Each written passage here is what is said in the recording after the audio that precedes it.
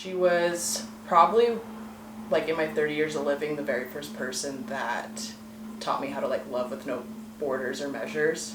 Very compassionate.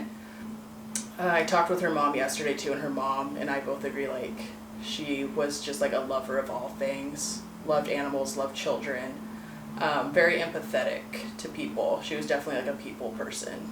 What had happened was she was coming up on 5 to 6 months pregnant. She was taking like all protocols and measures at that time in Washington State to stay away from the virus and things like that. She had texted me one day saying like, hey, I have COVID. I'm going to the University of Washington Hospital, ER. Everything's fine, like I should be out in a few days. Just doing like, you know, the protocol of what they say to do, especially since she's pregnant.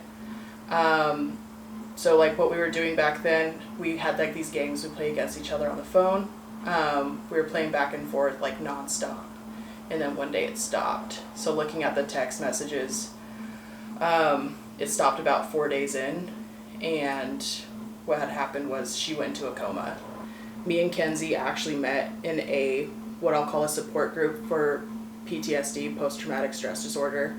I was personally struggling with PTSD from being a first responder, and also alcohol and substance abuse was the way I used to escape from that. She had just been a part of a shooting that happened at a mall. So I say that because we met at these support groups and mental care facilities right before COVID happened. It was really hard to get the help we needed for our PTSD, and that's what made us get so close, is we were somebody that we could really rely on each other. It was very quarantine, stay inside your house, you could go outdoors, but the fear was really instilled in us to not go do anything social, and I know she followed that by a T.